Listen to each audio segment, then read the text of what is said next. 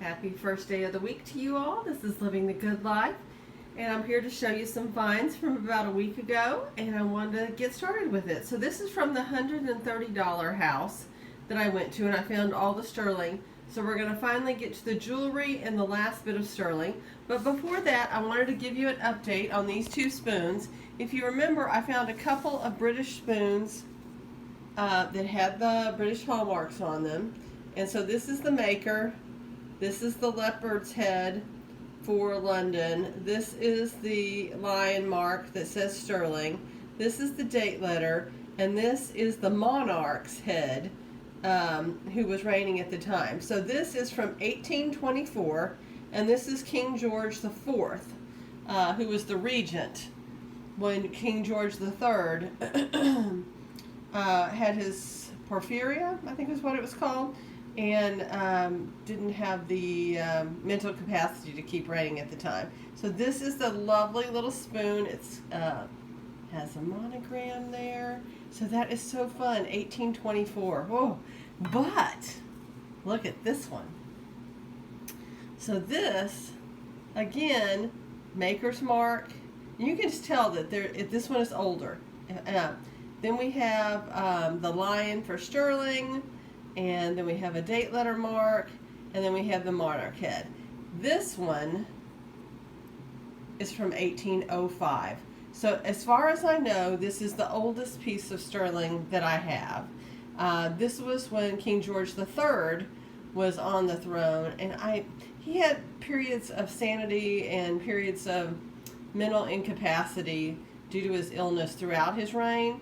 And I can't remember if at this time the regent was taking over, which was his son, George IV, or if he was actually mentally capable at the time. But look at that. You know, you just want, who ate out of this? Who touched this? Who's owned it all these years? Am I like the 10th or the 20th person? Or was this in a family and just recently came from the last owner, who was kind of an antique dealer, and then me. So those are my two little wonderful ones. So here's some of the rest of it. I'm going to digress. There's a couple of bits on here that weren't from there. So there's this. It is a initial D, 14 karat, with a little tiny diamond right there by my finger. And as you can see, they knew it was 14 karat, and it was $5. So that works out great because my initial is D. Got this for $5 at a garage sale. Really big ring, really big. I mean, it fits my thumb and it's still loose. So I went ahead and got it because I've had my last garage sale. I had a lady looking for really big rings, and I only had one that worked for her. So here's one here with a purple stone, sterling. I have a sterling chain for, this was all in a big lot of jewelry for $5. So I may skip around, but I'll tell you. So this was part of the $5 lot at the Sterling house. This bolo was a part of the $5 lot. And I can't find sterling anywhere, but it just looks. Look at this mother of pearl and turquoise inlay. That's got to be sterling. And now it's falling down, of course. So there's that. It is not going to want to stay up there. There's this pin. I'll test the stone, but it does say sterling right back here. I think it says 925. So it's a filigree pin, sterling, part of it. This, I think, may be gold. It just has that glow, but then sometimes I look on the inside and it's kind of worn down. I'll test it, but it was part of that. This is probably not, but you know, I'm going to throw a gold bit in. That was part of it. What else do we have? We have this little gold heart again. I threw it in, but I don't think it's anything. There's no mark on it anywhere. This is Mexican silver. It's got that stone there, here, and then it's got onyx or something like that. Black on this side. The mark is inside this bale, so you can wear it on either side. That is fun. And I got this little bangle, Mexican bangle with a sterling with the little dangle there. And then I got this big heart, star. And I don't think it was made that way. Who knows? They could have gotten a boo-boo there. But it has the sterling marks here. And for all my friends who love that I do these upside down and can't see a thing, that's just the way it is. I can't see that close.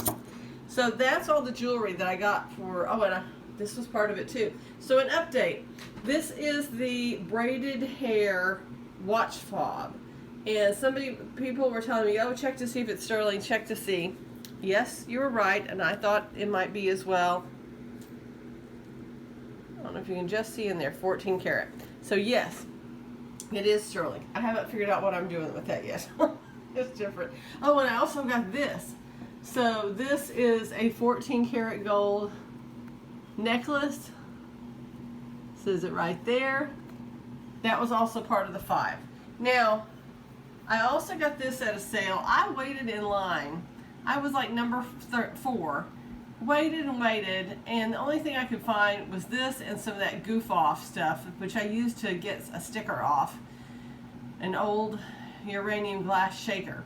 But I went ahead and got it for $1 because there's a couple of tiny little chips, but my friend loves her Christmas stuff, and this says Merry Christmas and then 56. So it's got a little bow down there with a little touch of red. So I went ahead and got that for her for $1. That was like, oh my goodness, they had a set of the 4 Cinderella bowls, Pyrex, in the Crazy Daisy, $125. And then they had a set of the primary bowls, $175.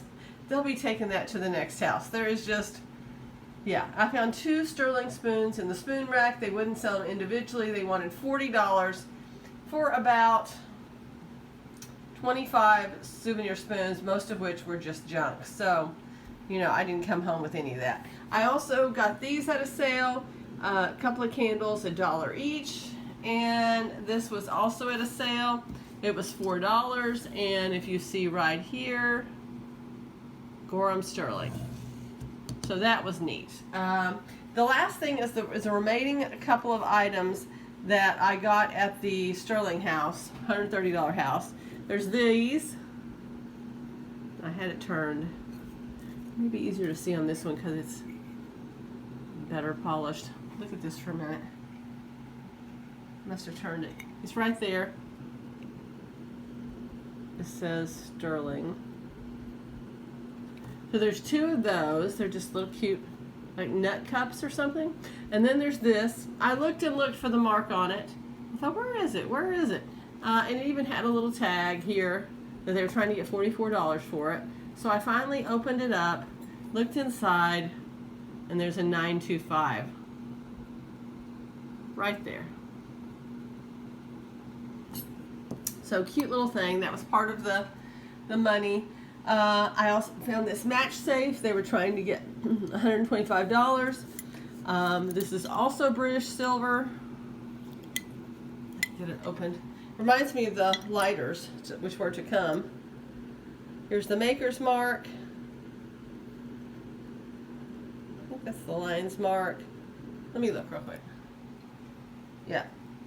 Lion mark, leopard head for London, date letter of an E, and that is for 1900. So this is 123 years old. And that was all part of the 130 and these. So these are humongous. These weigh 153 grams for the 2 spoons. And I saw these spoons in a case, and everything that said if it's marked, it's half off. And I went ahead and picked them up to talk to her about it. And she was telling me, yeah, half off. I said, okay, we probably need to put these back because I'm not going to be able to do anything. And she said, oh, no. She said, how about 30? I said, I'll take them for 30. They are lovely. They have a monogram here. This one's a little better, more polished. And as you can see, 1842, and I did verify the marks. It's got lovely engraving on the back. We have CL for the maker's mark. And here we have the lion for sterling, leopard's head for London, This is the letter mark, and this is the Queen Victoria mark. So these were made just not long. I think she reigned from 1837, so just in the first 5 years of her reign. This one is the same. It's got the same marks on the back, and you can see the marks there. So those, at just $20 for sterling, they're worth $100 for the pair, just for sterling, not for their beauty alone. So, of course, I would never do anything with them. I love them, and they'll be going in my new spoon rack, which, if it starts getting really sparse on the ground for things that I'm finding, I will start showing you spoon racks and china cabinets again. You all take care, and I'd love to hear from you. Bye-bye.